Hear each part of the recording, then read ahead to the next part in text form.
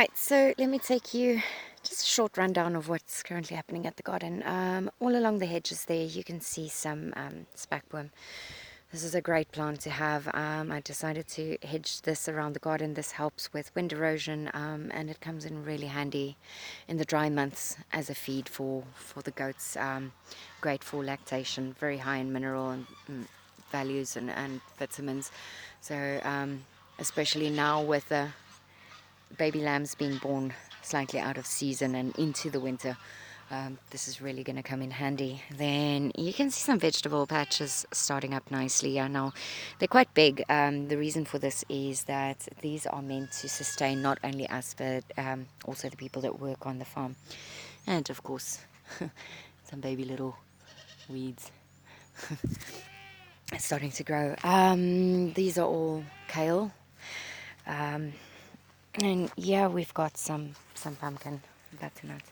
You can see that they are flowering nicely. The nice thing about this plant is that everything about it is pretty much edible. The leaves can be cooked up as spinach along with the flowers, or the flowers on their own. You can actually buy these in shops, it's plain pumpkin flowers. And yeah, we can see little pumpkins already starting to form on this plant.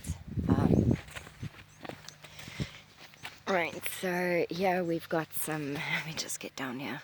Here we've got some, these are called pigeon peas. Now, as you can see, it's quite a big shrub.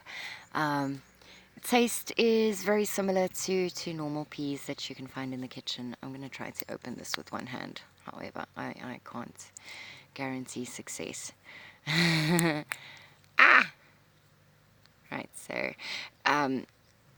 while I'm busy doing this, which I'm clearly not succeeding at, you can see, okay, there we go. A little bit smaller than your household peas, but grows pretty easily, produces a lot more, and yeah, after harvesting, all the excess leaves, cuttings can all go to the goats. Brilliant feed for them as well. My moringa trees here, you can see making lots of new little shoots. These are still young trees, trying to establish them. However, the birds, pretty much everything is just eating these, so I'm struggling to get them growing properly. However, they seem to be coming back stronger every year as time passes. These tires, they're used to plant potatoes in. They'll get planted and then stacked up.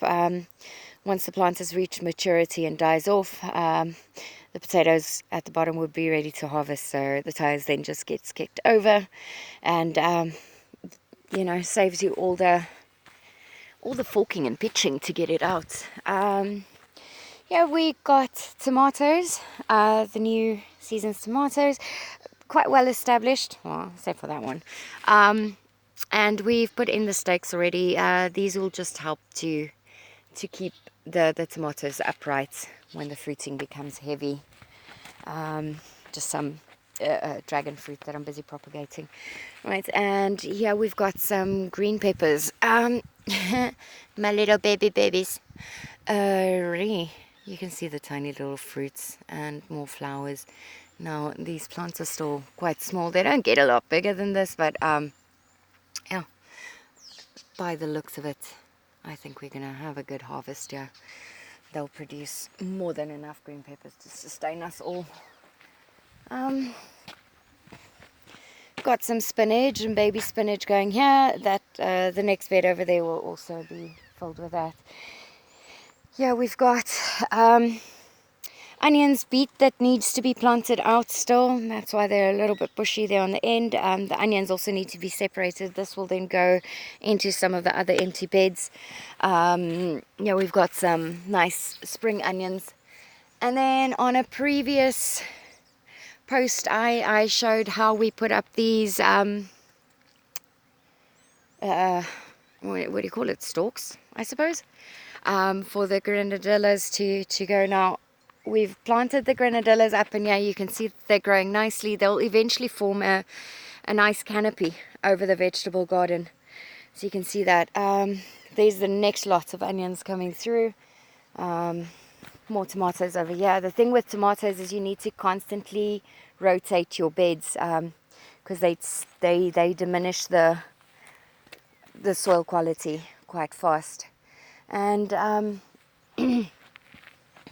yeah, we can also see this is a shushu, which is also a pumpkin, but it's a creeper.